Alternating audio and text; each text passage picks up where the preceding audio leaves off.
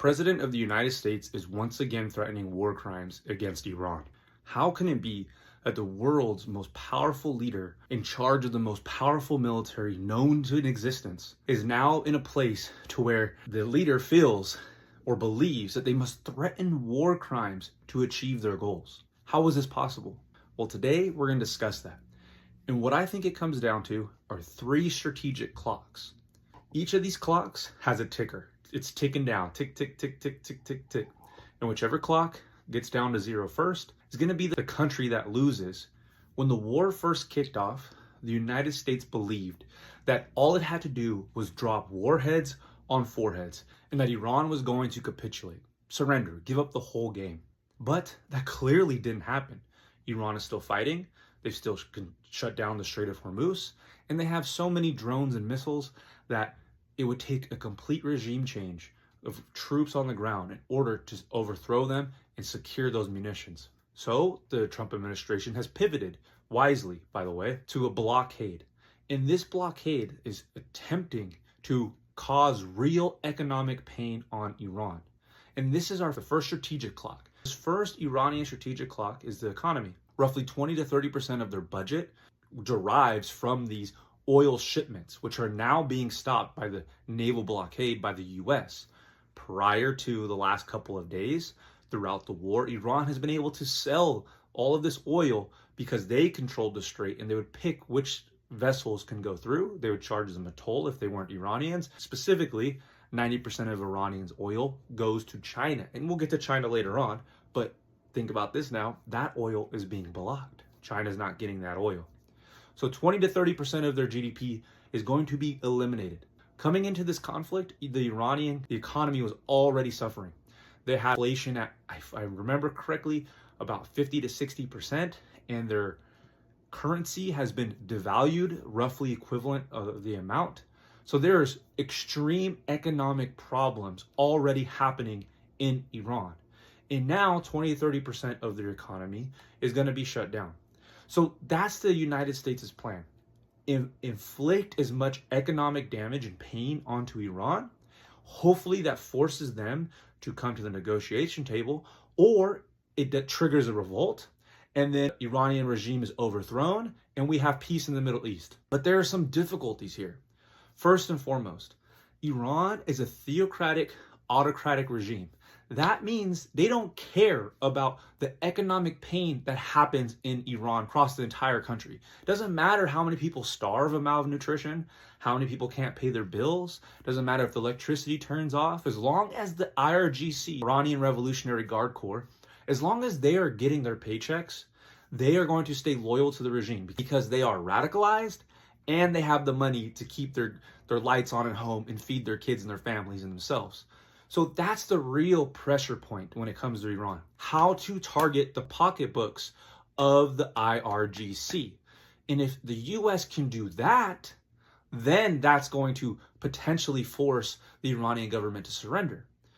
The blockade itself impacts the entire economy. And Iran has also found ways to try to mitigate the economic devastation throughout the years. Iran has been one of the most sanctioned regimes in the world. And here are some other points. Think about North Korea. North Korea has been under sanctions for what? 10 years, 20 years, something around there, and they still kicking. Their people are dying. Their people are eating rats, but the regime still has enough money to spend on nuclear weapons, to spend on ballistic missiles. Think about Russia, on the other hand. Russia's been at war for 4 years. Every year there's an analyst that says that Russia's going to fall, that their economy is going to collapse, and they haven't collapsed. This all shows that nation states are far more enduring than we think that they ought to be. They find out ways to work their economy around what's occurring. So that's the Iranians' first clock. It's that economic clock. And if that runs down to zero, then the Iranians lose. But we've seen a lot through history that shows that that's very difficult to do. On the other hand, you have the United States clock. Now, this clock is a little more multifaceted, but it also has some critical elements within it. The first is economic. Here at home, we have rising gas prices. Gas has just reached over $4 a barrel on the national average. Energy prices are soaring through the roof. Inflation is now at 3.3%, the highest it's been in 2 years. Everything in our industry takes in some type of gas or crude or electricity and in order to make that product. So all prices are being raised. This is a serious problem. Not as serious as the rest of the world, not as serious as Asia or Europe or what's going on in Iran, but it's still a serious issue that Americans are unhappy with. And additionally, that feeds into the political aspect of it. The political aspect of this is that Americans are unhappy. They voted for an administration that was going to decrease the price of gas, decrease the price of living, but has done the complete opposite, whether for better or worse. They've done the complete opposite. And the administration understands that if they lose the House, if they lose the Senate, then the administration can be held accountable by the people who are voted in. Then that means that President Trump becomes basically a lame duck. His laws, his policies, and even potentially impeachments and even removal if the Senate gets taken is now a threat to him. So there's an economic and there's the political aspects of it. The additional economic aspect of this in general is that the president is asking for $200 billion additional dollars to fund the war. The president has also ran through approximately $30 or $40 billion worth of munitions and using equipment for this war. Harvard political scientist has estimated that the war could potentially cost $1 trillion. Well, what is the United States dealing with right now? The United States is going through a debt crisis. Our debt has reached $39 trillion. It just surpassed that number earlier this year. So all of this debt that's going on right now is going to add to our debt and make it explode even further, pushing us towards a crisis faster. So all of that is within those first two elements. The president, if he chose to, he could simply ignore this. It would happen. He could just ignore the economy, though, and say, Americans, you have to suffer, that this is worth suffering. And there's an argument that someone can make for that. The president could say, I don't care about the political consequences. I believe this is the right thing to do. Who cares about the politics? Politics is politics. But what the president cannot ignore is the future and security of our nation and our nation's ability to fight and win a war against China. Obviously, we want to deter that fight, but if we can't deter it, we need to be in a position to win it.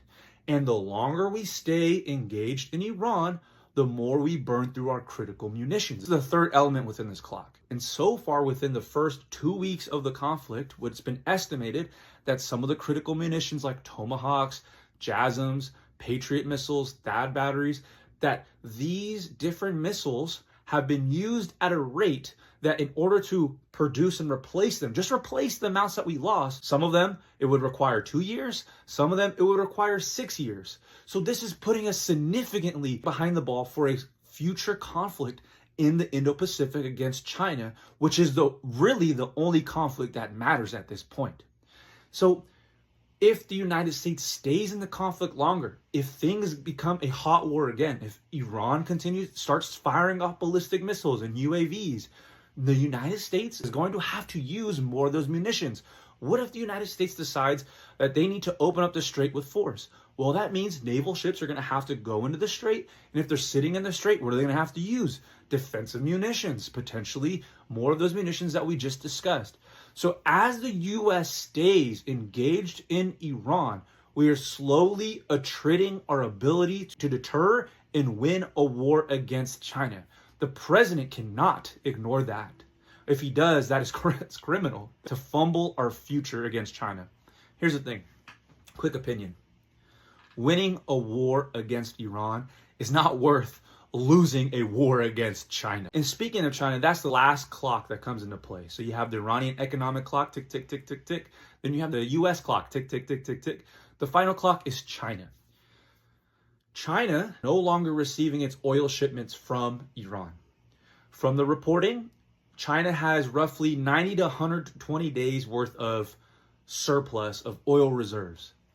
That means about June, July, potentially August, they can stay comfortably at home using their reserves. So this gives China 4 different options the way I see it. China could, 1, engage in strategic patience. Just wait it out, wait until we get to June or July or August, about 15 days, 20 days, whatever. See what happens and then make a decision.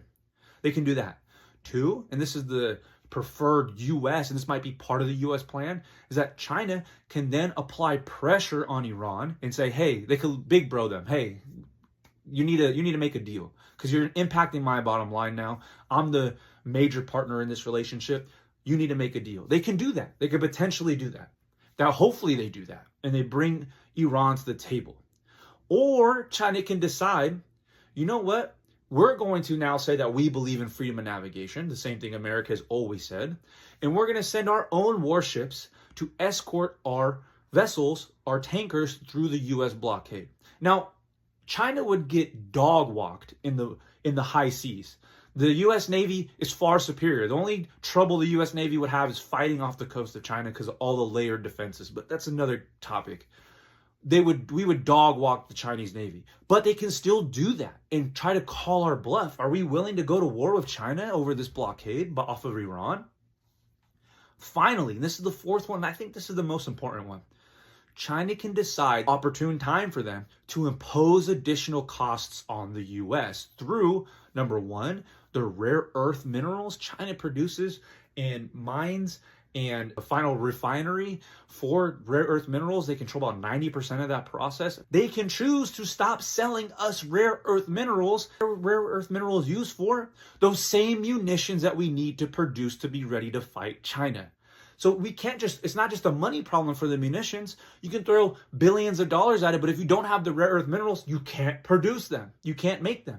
And from what I've found in the research is that the United States has 2 months worth of rare earth minerals so that they can develop some of these munitions, but then after that, they got to keep buying them from China. China can pull the plug like that and say, no more.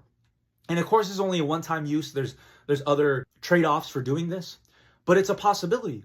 And the second thing is that China is one of the nations that owns most amount of U.S. debt. I think it's Japan, then China, then the U.K. What happened during Liberation Day when President Trump announced his tariffs across the globe?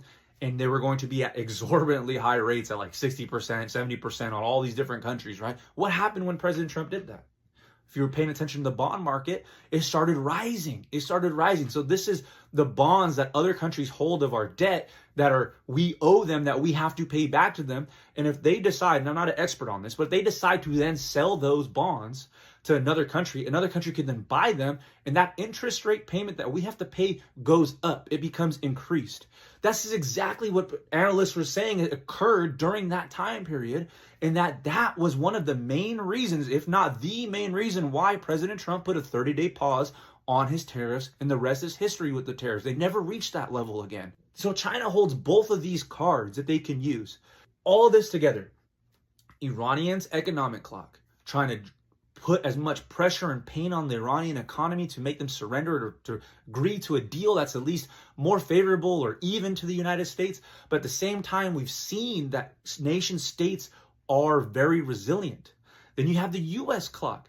The U.S. has an economic, political, and the military clock, which is really the big one, the most important one for the national security of our country and our future generations. The longer we stay in, the more potential that those munitions get depleted and we are unable to be ready for a fight to deter and defeat China in the future, putting our security at risk.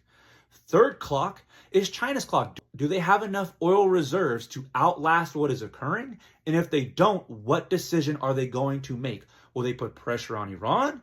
Or are they going to go the route of apply more pressure on the United States to impact us and hurt us more now? Those are the clocks. Whose clock do you think runs out first? In my opinion, the United States has a roughly even odds chance, 45-50% chance of this ending in a way where a deal is in favor of the U.S. or even just equitable with the Iranians. Additionally, every solution to this problem that I've just described, there's no good solution. Every solution has negative consequences. Staying and sending ground troops to go and overthrow the regime to get our maximalist goals, well, that invites us staying in Iran for years. Opening up the Strait of Hormuz and trying to just make sure we can have freedom of navigation. Well, even though it's not a full-on invasion, it's still going to be a low to moderate intense environment for a prolonged period of time. How long are we going to have to escort for? A year, 2 years? Again, we're going to be using those munitions we just talked about. The other option, leaving right now. Just pack it up, let's go home. Well, what does that do? We've already lost men, we've already spent treasure, and we got zero of our objectives. And who controls the strait? The Iranians control the straits. What happens to the US credibility? Down the drain. What happens to our allies? We've burned all our bridges with our allies. So going home is also a bad decision. And finally, what's going on with the blockade? I just explained to you all of the different clocks and the timers that are running down, and that really it's just a stopgap measure to hopefully bankrupt the Iranians. I hope this frames the situation that is occurring right now and helps you see a little bit better of where the US is right now and why we're not in a strong position and why we continue to hear from the administration one thing, but the actions on the ground are something completely different.